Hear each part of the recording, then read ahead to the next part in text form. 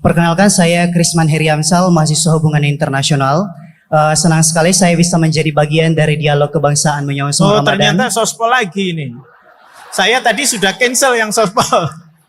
maaf. Jadi yang sudah kadung ya udah terus. Silakan singkat aja nanti yang satu sebelah sini. Terus terang saya mahasiswa non muslim dan saya mendapat banyak sekali insight dari beberapa penafsiran dari ayat Al-Quran tadi.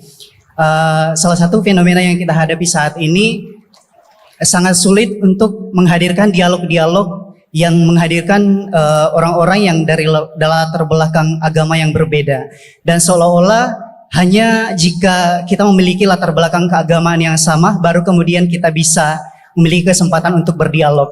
Nah, kira-kira mengapa sangat sulit bagi kita di negara kita ini untuk menghadirkan orang-orang dari latar belakang agama yang berbeda untuk hadir dalam suatu forum dialog yang sama. Kemudian bagaimana kita bisa menyikapi fenomena tersebut? Terima kasih. Baik, terima kasih sekali. Tepuk tangan. Ini pertanyaan yang sangat penting dan menarik. Kenapa sekarang antara yang muslim dan non muslim jadi sulit berdialog? Ya, silahkan Gus Bah untuk menanggapi. Yang muda-muda dulu. Ini Pak Kores mentau. Bismillahirrahmanirrahim. Ada yang dari Magelang ya, yang tetangganya Gus Ali tadi balik, yang minta maaf sama Pak Kores. Saya mewakili beliau sudah dimaafkan. Karena saya tahu kalau tradisi orang alim, tradisi kiai itu memaafkan itu ibadah, jadi enteng saja. Apalagi pas Anda ngerasain itu nggak ditulis kok diaras karena nggak ngefek.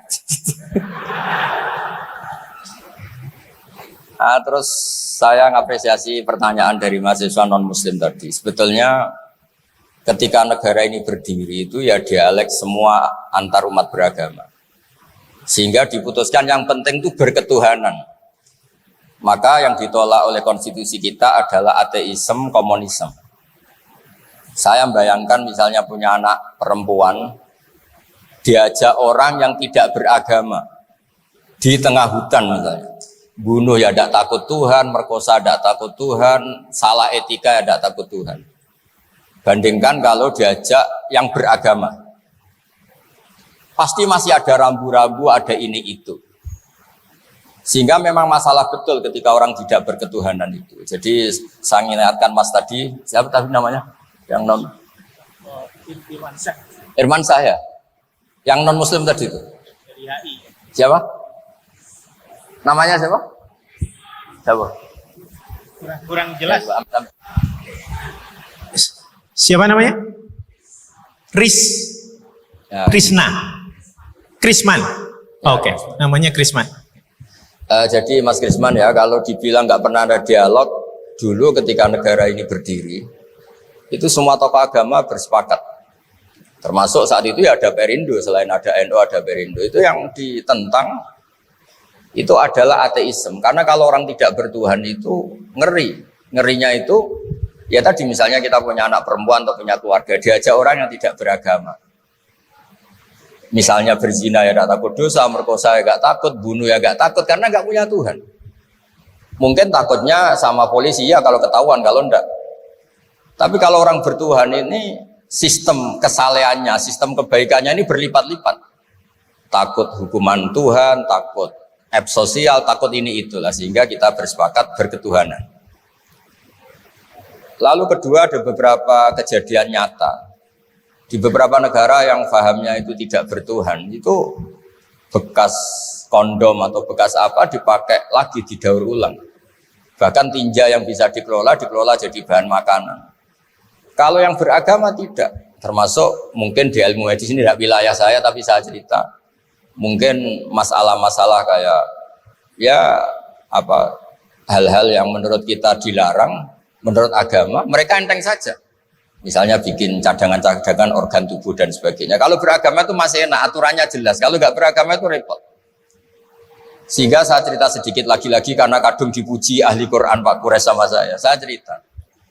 Dulu ketika Rasulullah itu sugeng masih hidup, itu ada kekuatan politik.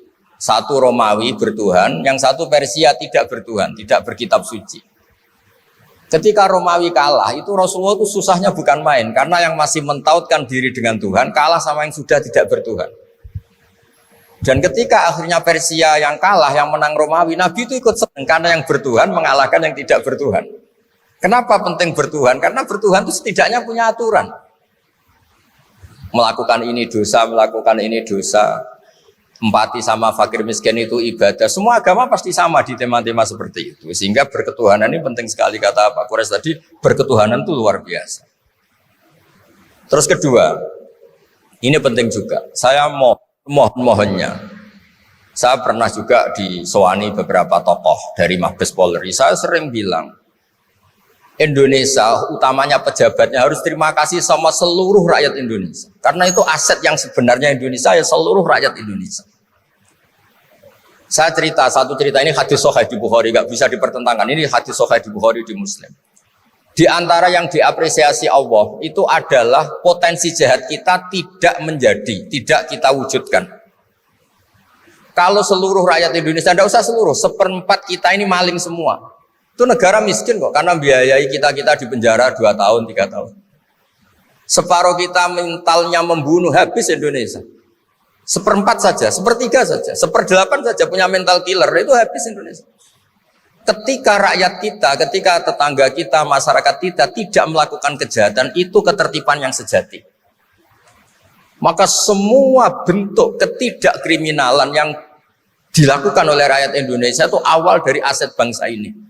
Coba kalau semua orang mencuri, habis negara untuk biayai di penjara. Semua orang kriminal, berkahnya mereka tidak melakukan, Indonesia baik-baik saja. Sebab itu ketika ada sekian kebaikan, Nabi terakhir ngendikan apa? Takufu syarroka anin nas fa innaha shadaqatun minka ala nafsik. Potensi jahat kamu jangan kamu lakukan, itu sudah menolong peradaban. Para gadis tetap gadis karena nggak diperkosa. Orang yang punya kambing satu tetap punya kambing satu karena nggak dicuri. Orang yang berkarir tidak terhenti karena karakternya agak dibunuh, tidak dihujat, tidak dihentikan, tidak disetop oleh cibiran, oleh bulian.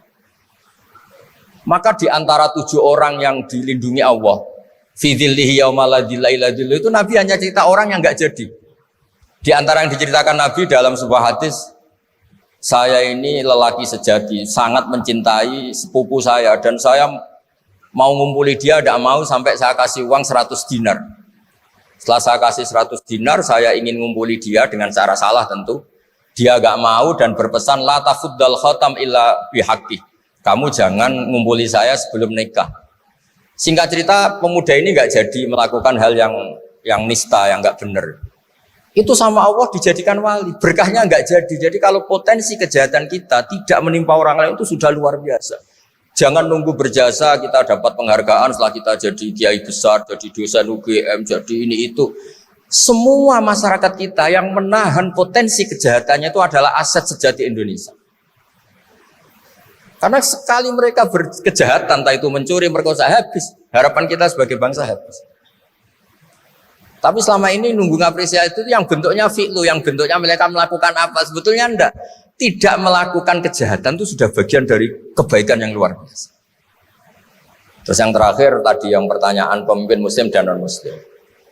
Memang ini wilayah sensitif, tapi sebetulnya bisa dianalisis secara fikih. Ya saya ulang lagi, bisa dianalisis secara fikih Nusantara, fikih kebangsaan. Jangan dianalisis pakai fikih yang internal dalam Islam. Saya ulang lagi, jangan dianalisis menurut fikih yang di internal Islam. Kita beri contoh umum saja ya. Kita beri contoh umum saja. Dulu Pak Gores pernah mencontohkan kalau non muslim bisa jadi pilot beneran, padahal dia non, sama Pak Munjid yang kiai di UGM nggak bisa jadi pilot. Kira-kira milih mana?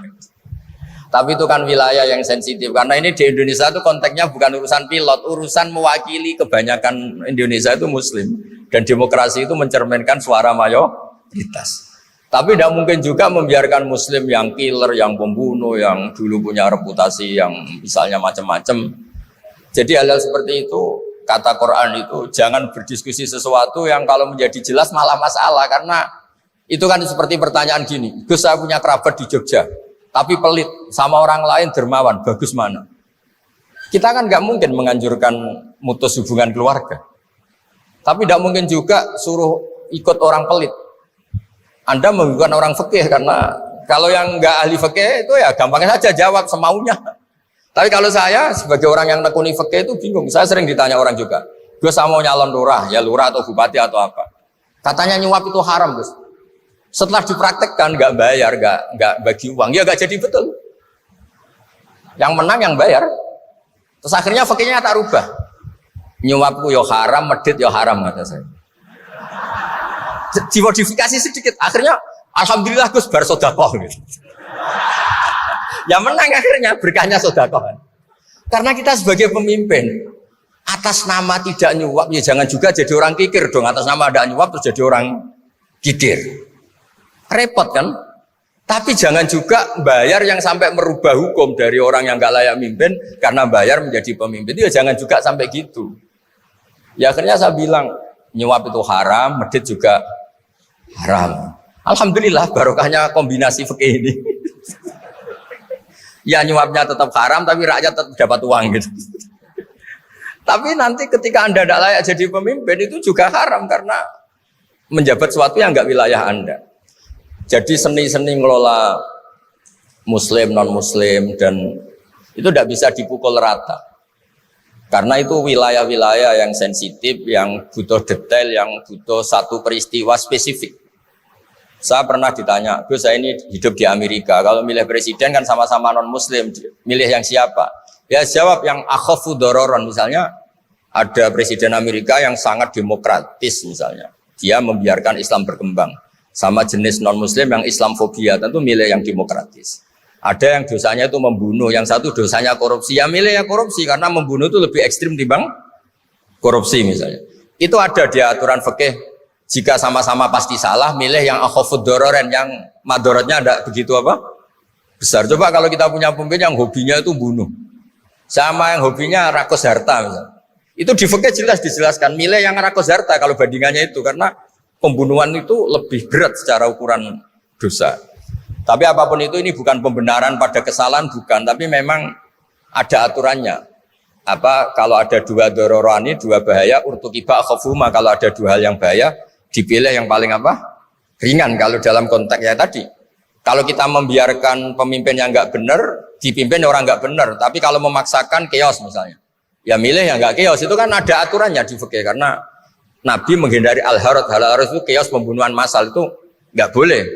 Dan mayu adila dalik juga nggak boleh. Yang bisa potensi begitu juga nggak boleh. Jadi saya mohon di antara aturannya Quran itu latas alu anasya intu bedalakum tasukum. Kamu jangan diskusi sesuatu yang kalau diperjelas malah kamu yang malu.